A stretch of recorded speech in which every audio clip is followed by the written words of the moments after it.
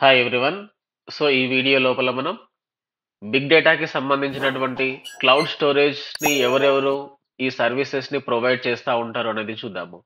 So previous వీడియోలో అసలు ఈ క్లౌడ్ స్టోరేజ్ అంటే ఏంటి అనేది మనం చూసాము. సో ఇప్పుడు మరి ఈ సర్వీసెస్ని మనకి ఎవరు ప్రొవైడ్ చేస్తూ ఉంటారు అనేది చూద్దాము. సో అసలు ఈ క్లౌడ్ స్టోరేజ్ అనే కాన్సెప్ట్ అనేది ఎందుకు అవసరమైతా ఉంటుంది, ఇది లేకపోవడం వల్ల వచ్చే డిసడ్వాంటేజెస్ ఏంటి అనేది చూద్దాము. సపోజ్ ఇప్పుడు మనం ఒక ఆర్గనైజేషన్ అనేది స్టార్ట్ చేస్తాం అనుకుందాము. సో ఒక స్మాల్ ఆర్గనైజేషన్ మనం స్టార్ట్ చేస్తాము. సో మన దగ్గర ఇన్ఫ్రాస్ట్రక్చర్ అనేది తక్కువ ఉంది అనుకుందాము. ఎటువంటి నెట్వర్కింగ్ అనేది మనకి అవైలబుల్ లేదు అనుకుందాము. సో అటువంటప్పుడు మనం డేటాని హ్యాండిల్ చేయడం అనేది కొంచెం ఇంపాసిబుల్ అయితా ఉంటది. అంటే ప్రాపర్‌గా దాన్ని మనం హ్యాండిల్ చేయలేము. ఎందుకంటే మన దగ్గర లిమిటెడ్ స్టోరేజెస్ స్పేసెస్, డివైజెస్ మాత్రమే ఉంటాయి. సో ఒకవేళ డేటా స్టోరేజ్ అనేది ఇంక్రీజ్ చేయాల్సిన సిచ్యువేషన్ వచ్చినప్పుడు అందులోపల ఉండే సాఫ్ట్‌వేర్‌ని మనం మార్చాల్సి ఉంటది. వాటికి సంబంధించినటువంటి హార్డ్‌వేర్ అన్ని రకాలుగా చేంజెస్ చేయాల్సి వస్తది. సో ఇటువంటి ఇష్యూస్ అనేది రాకుండా ఉండాలి అంటే మనము బెస్ట్ వే ఏంటి అంటే ఈ క్లౌడ్ స్టోరేజెస్‌ని మనం యూజ్ చేసుకోవడం. సో ఈ క్లౌడ్ స్టోరేజ్‌ని యూజ్ చేసుకొని మన ఆర్గనైజేషన్‌కి సంబంధించినటువంటి గ్రోత్‌ని బట్టి, సో మన ఆర్గనైజేషన్‌కి సంబంధించినటువంటి డిమాండ్ గ్రోత్‌ని బట్టి ఈ స్టోరేజ్‌ని మనము ఇంక్రీజ్ చేసుకోవచ్చు. లేదు అనుకుంటే మనము కెపాసిటీని తగ్గించుకోవడం కూడా చేసుకోవచ్చు. సో అటువంటి ఫెసిలిటీ దేంటి లోపల ఉంటది అంటే ఈ క్లౌడ్ స్టోరేజ్ లోపల మనకి అవైలబుల్ అయితా ఉంటది. సో దీన్ని యూజ్ చేసుకొని మన డేటాబేస్‌కి సంబంధించినటువంటి డేటాని ఇంటర్నల్‌గానే గాకుండా మనము ఎక్స్‌టర్నల్ గూడా మనం యాక్సెస్ చేసుకోవచ్చు. మన దగ్గర ఉన్నటువంటి స్పేస్ సరిపోనప్పుడు మనము ఈ క్లౌడ్ స్టోరేజ్ మీద మనము డిపెండ్ కావాల్సి ఉంటది. సో దీనివల్ల మన డేటాకి 100% సెక్యూరిటీ అయితే ఉంటది. సో ఇక్కడ మనకి ఎటువంటి ప్రాబ్లమ్ అయితే ఉండదు. మరి కొన్ని సర్వీసెస్ వచ్చేసి మనకి ఫ్రీ ఆఫ్ కాస్ట్ లోపల ఉంటాయి. కొన్ని సర్వీస్ వచ్చేసి మనము సబ్స్క్రిప్షన్ తీసుకోవాల్సి ఉంటది. అంటే దానికి ఇంత ఎక్స్ అమౌంట్ ఆఫ్‌ని మనం పే చేసుకొని వాళ్ళు ఇచ్చేటటువంటి సర్వీసెస్‌ని మనం యూజ్ చేసుకోవాల్సి ఉంటది.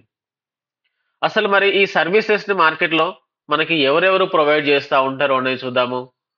సో మరి క్లౌడ్ స్టోరేజ్‌ని మనకి ప్రొవైడ్ చేసేటటువంటి బెస్ట్ సర్వీసెస్ ఏంటి అంటే అమెజాన్ వెబ్ సర్వీస్. రెండోది వచ్చేసి మైక్రోసాఫ్ట్ అజూర్ డేటా లేక్. మూడోది గ్లో Google cloud storage. Next one వచ్చేసి Oracle cloud storage. Next IBM cloud storage. Next one Alibaba cloud storage. So these are the top most cloud services. మరి ఈ ఒక్కొక్క services గురించి మనం చూద్దాము. సో ముందుగా ఈ అమెజాన్ వెబ్ సర్వీసెస్. సింపుల్ గా చెప్పాలి అంటే దీన్ని మనము ఏడబ్ల్యూఎస్ సర్వీస్ అని కూడా తీసుకుంటాము.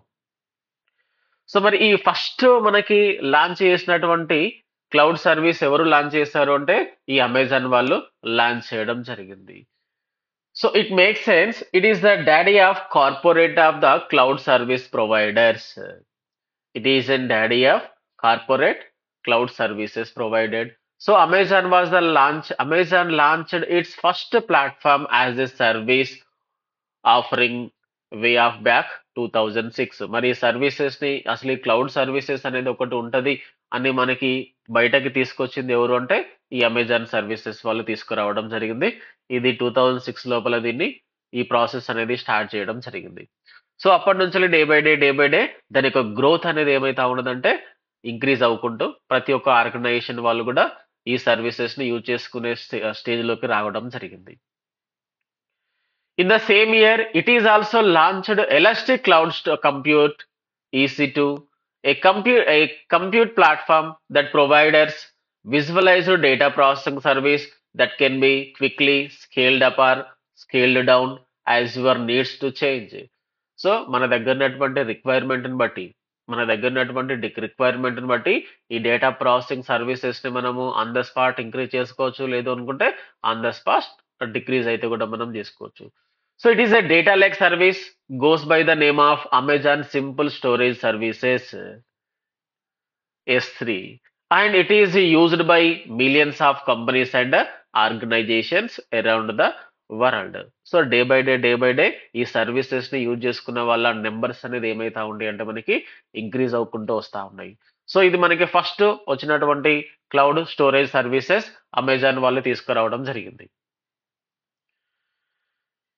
Amazon Web Services has continued to be the most popular cloud storage solution for big data operations, generating close to 10 billion in the revenge of the tech gain to the last quarter of 2019.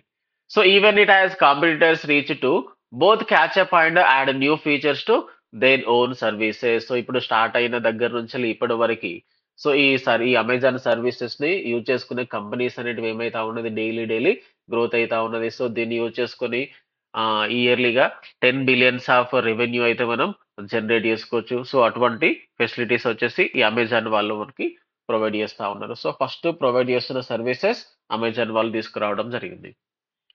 ఇక next మరి ఇదే services ని Amazon వాళ్ళు కాకుండా ఇంకెవరు provide చేస్తా ఉంటారంటే ఈ మైక్రోసాఫ్ట్ వాళ్ళు కూడా ఈ సర్వీసెస్ ని మనకి ప్రొవైడ్ చేస్తా ఉంటారు. సో మరి 2006 లోపల అమెజాన్ వాళ్ళు లాంచ్ చేస్తే మరి మైక్రోసాఫ్ట్ వాళ్ళు వచ్చేసి 2010 లోపల దీన్ని తీసుకురావడం జరిగింది. సో ఇది అమెజాన్ వాళ్ళకి బెస్ట్ కాంపిటీటర్ అని చెప్పుకోవచ్చు. So Microsoft competitor to AWS launched a bit later in 2010. So ఇది అమెజాన్ వాళ్ళతో కంపేర్ చేస్తే ఇది లేట్ గా స్టార్ట్ అయినా సరే బట్ వాళ్ళతో పాటు ఈక్వల్ గా ఇది గ్రో కావడం జరిగింది. సో ప్రతి ఒక్క ఆర్గనైజేషన్ వాళ్ళు సో ఈ మైక్రోసాఫ్ట్ దీన్ని కూడా యూజ్ చేసుకోవడం జరిగింది. ఎందుకంటే ఇంకా వీళ్ళకి బెస్ట్ ఏంటి అంటే వీళ్ళ ఆపరేటింగ్ సిస్టమ్సే ఉంటాయి, వీళ్ళ సాఫ్ట్వేర్స్ మనకి ఎక్కువైతే ఉంటాయి. కాబట్టి దీన్ని యూజ్ చేసే వాళ్ళ నెంబర్స్ అనేది కూడా ఏమైతా ఉన్నాయంటే డైలీ ఇంక్రీజ్ కావడం జరిగింది. So Microsoft has experience of running some of the largest scale processing and analytic operations in the world including its own office 360, Skype, Xbox live. So ఇవన్నీ ఏంటి అంటే వీళ్ళకి సంబంధించిన సర్వీసెస్ ప్రతి ఒక్కరు కూడా ఈ సర్వీసెస్ ని యూజ్ చేస్తూ ఉంటారు కాబట్టి వాళ్ళకి వీళ్ళు క్లౌడ్ స్టోరేజ్ ని కూడా ప్రొవైడ్ చేస్తూ ఉన్నారు. సో దీంతో మనకి ఎటువంటి ఆర్గనైజేషన్ కి సంబంధించినటువంటి తీసుకున్నా సరే ఇక్కడ మనకి 100% సెక్యూరిటీ అనేది వీళ్ళు ప్రొవైడ్ చేస్తూ ఉంటారు. సో ఇక్కడ అడ్వాన్స్డ్ టెక్నాలజీస్, అడ్వాన్స్డ్ టూల్స్ ని కూడా వీళ్ళు యూజ్ చేస్తూ ఉంటారు. Azure suites of service includes Azure Data Lake, which is specially built to handle the requirements of business and organization with complex data needs. Data is stored in the data lake in its native format, unprocessed and without in the need of to fit a standard schema that can be applied to all over the data. So ఇది Microsoft వాళ్ళు provide చేసేటటువంటి data lake, Microsoft Azure data lake service. So ఇది 2010 లోపల రావడం జరిగింది. Amazon వాళ్ళతో compare చేస్తే వీళ్ళు ఈ సర్వీసెస్ ని లేట్ గా స్టార్ట్ చేయడం జరిగింది. బట్ లేట్ గా స్టార్ట్ చేసినా సరే వీళ్ళు లేటెస్ట్ గా స్టార్ట్ చేయడం జరిగింది. ఎందుకని అంటే బయట ఏ ఆర్గనైజేషన్ లోకి వెళ్ళినా సరే వీళ్ళకి సంబంధించినటువంటి సాఫ్ట్వేర్స్ యూజర్స్ ఎక్కువ మంది ఉంటారు కాబట్టి అది వీళ్ళకి అడ్వాంటేజెస్ అనేది కావడం జరిగింది. ఇకపోతే నెక్స్ట్ సర్వీసెస్ ని ప్రొవైడ్ చేసే వాళ్ళు ఎవరు అంటే గూగుల్ క్లౌడ్ స్టోరేజ్ వాళ్ళు ప్రొవైడ్ చేయడం జరిగింది. So it is a cloud platform is built on the same technology that powers its own big data driven services like YouTube and Google search with all the scalability and reliability that is implies. It also offers a number of storage and data lake oriented service under the banner of Google Cloud Storage, designed to be scalable to handle exabyte of data. So మరి third services ని మనకి provide చేస్తున్న వాళ్ళు ఎవరు అంటే ఈ Google company వాళ్ళు ఈ సర్వీసెస్ ని మనకి ప్రొవైడ్ చేయడం జరిగింది. సో ప్రెసెంట్ మనము రెగ్యులర్ గా డైలీ యూట్యూబ్ యూజ్ చేస్తూ ఉంటారు, కొన్ని లక్షల వీడియోస్ అయితే అప్లోడ్ చేస్తూ ఉంటారు. సో వాటికి సంబంధించినటువంటి స్టోరేజ్ ని ఎవరు హ్యాండిల్ చేస్తూ ఉంటుంటే ఈ గూగుల్ క్లౌడ్ స్టోరేజ్ అనేది హ్యాండిల్ చేస్తూ ఉంటాయి. ఇప్పుడు మనం డిఫరెంట్ టైప్స్ ఆఫ్ ఇన్ఫర్మేషన్ అయితే మనం సెర్చ్ చేస్తూ ఉంటాం గూగుల్లో నుంచి.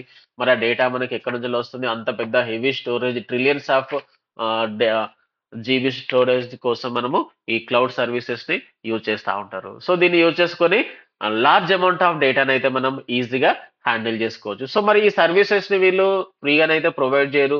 So different of cost, different types of plans అయితే వీళ్ళు ఇస్తూ ఉంటారు. ఆ ప్లాన్ ని బట్టి మనకు కావాల్సినటువంటి రిక్వైర్మెంట్ ని బట్టి, మన బడ్జెట్ ని బట్టి ఇక్కడ మనం సబ్స్క్రిప్షన్స్ అయితే మనం తీసుకోవాల్సి ఉంటుంది. ఇకపోతే నెక్స్ట్ ఇదే సర్వీసెస్ ని ప్రొవైడ్ చేసే వాళ్ళు ఎవరు అంటే ఒరాకిల్ క్లౌడ్ స్టోరేజ్ వాళ్ళు మనకి ఇదే సర్వీస్ ని ప్రొవైడ్ చేస్తూ ఉంటారు. So Oracle is the well-established database platform available to the business through its Oracle Cloud services, offering flexible schema storage along with its suite of the cloud-based analytics and data processing service. So it is also one of the topmost cloud services అని చెప్పొచ్చు. ఎందుకు ఇది top most cloud servicing అని చెప్పొచ్చు అంటే ఇప్పుడు బయట మనకి ప్రతి కంపెనీకి సంబంధించినటువంటి డేటాబేస్ ని మనం మెయింటైన్ చేయడానికి మాక్సిమం మనము ఈ ఒరాకిల్ డేటాబేసెస్ ని యూజ్ చేస్తూ ఉంటాము. కాబట్టి వీళ్ళు కూడా ఏం చేశారు అంటే వాళ్ళతో కాంపిటీషన్ గా వాళ్ళతో పాటు ఈక్వల్ గా వీళ్ళు కూడా మనకి క్లౌడ్ స్టోరేజ్ ని ప్రొవైడ్ చేస్తా ఉన్నారు. సో మనం యూజ్ చేసేది ఒరాకిల్ డేటాబేస్ నే కాబట్టి సో ఇక్కడ ఈజీగా చాలా మంది యూజర్స్ అయితే ఏం చేస్తా ఉంటారంటే వీళ్ళు ప్రొవైడ్ చేసేటటువంటి సర్వీసెస్ నే ఎక్కువగా యూజ్ చేస్తూ ఉంటారు. ఇక్కడ మనకి 100% స్ట్రాంగ్ సెక్యూరిటీ ఫీచర్స్ అయితే ఉంటాయి. ఎందుకంటే ఇది కంప్లీట్ డేటాబేస్ కి సంబంధించినటువంటి ప్లాట్ఫామ్ కాబట్టి ఇక్కడ మనకి రియల్ టైమ్ స్టోరేజ్ అనేది 100% వస్తూ ఉంటది. రియల్ టైమ్ సెక్యూరిటీ అనేది ఉంటది. సో ఇది లోపల మనకి అడ్వాన్స్డ్ ఫీచర్స్ అయితే ఎక్కువ మనకి ఉంటాయి. సో కాబట్టి మోస్ట్ ఆఫ్ ద యూజర్స్ ఈ ఒరాకిల్ డేటా క్లౌడ్ స్టోరేజ్ ని యూజ్ చేస్తూ ఉంటారు. ఇకపోతే నెక్స్ట్ సర్వీసెస్ ఎవరు ప్రొవైడ్ చేస్తా ఉన్నారంటే ఈ ఐబిఎం వాళ్ళు ప్రొవైడ్ చేస్తా ఉన్నారు. So IBM international business managements offers a number of different data lake solutions depending on your needs, all centralized around its IBM cloud platform. So like the other solutions mentioned here, you can start a small and scale up as you are begin to generate and store larger amount of data. ఇక్కడ మనము ఈ data services ని కూడా number of persons use చేస్తూ ఉంటారు, number of organisations ని use చేస్తూ ఉంటారు. చిన్న ఆర్గనైజేషన్ తోటి మనం స్టార్ట్ చేసి హై అమౌంట్ ఆఫ్ ఆర్గనైజేషన్స్ వరకు డేటా స్టోరేజ్ ని ఇక్కడ మనము ఈజీగా యాక్సెసింగ్ అయితే చేసుకోవచ్చు. So it is also one of the best platform అని చెప్పుకోవచ్చు. సో దీనిని యూజ్ చేసుకొని మనము డేటాని స్టోర్ చేసుకోవడం కావచ్చు, సో డేటాని రిట్రైవ్ చేసుకోవడం కావచ్చు. సో ఇక్కడ file storage systems, different types of storage processings అయితే మనకి ఇక్కడ కనబడతా ఉంటాయి. So depending on the data structures they are working with. So మన దగ్గర ఉండేటటువంటి డేటా స్ట్రక్చర్స్ ని బట్టి, డేటా స్టోరేజ్ కాన్సెప్ట్ బట్టి ఈ సాఫ్ట్వేర్ అయితే మనకి వర్క్ అవుతా ఉంటది. సో ఇది మనకి బెస్ట్ క్లౌడ్ స్టోరేజ్ అని కూడా చెప్పుకోవచ్చు. ఇది కంప్లీట్ ఏఐ ప్లాట్ఫామ్ తోటి ఇది రన్ అవుతా ఉంటది. ఇకపోతే నెక్స్ట్ వన్ వచ్చేసి Alibaba cloud services. So it is also one of the best popular cloud storage అని తీసుకోవచ్చు. ఎందుకంటే ఈ బిగ్ డేటాలో one of the big 3 Google కావచ్చు, గూగుల్ సర్వీసెస్ కావచ్చు, అమెజాన్ సర్వీసెస్ కావచ్చు, మైక్రోసాఫ్ట్ సర్వీసెస్ కావచ్చు. సో వాటన్నిటితోటి కంపేర్ చేసినట్లయితే ఇది కూడా బెస్ట్ స్టోరేజ్ అని మనం తీసుకోవచ్చు. ఇది ఎక్కువగా చైనా వాళ్ళు అక్కడిక్కడ యూజ్ చేస్తూ ఉంటారు. సో ఇది కూడా మనకి ఫ్రీ ఆఫ్ సర్వీసెస్ అయితే ఏముండదు. ఇక్కడ ఖచ్చితంగా మనము ప్లాట్ఫామ్ సబ్స్క్రిప్షన్స్ అయితే తీసుకోవాల్సి ఉంటుంది. పే చేస్తేనే ఈ సర్వీసెస్ ని మనం యూజ్ చేస్తూ ఉంటాము. ఎక్కువ ఇది యుఎస్ బేస్డ్ వాళ్ళు, చైనాస్ వాళ్ళు ఎక్కువగా ఈ సర్వీసెస్ ని pay as you go services ని అయితే వీళ్ళు యూజ్ చేస్తూ ఉంటారు. ఎక్కువ ఇది మనకి అదర్ కంట్రీస్ వాళ్ళు యూజ్ చేసే ప్లాట్ఫామ్ సర్వీసెస్. సో ఇవి different types of cloud storage providers.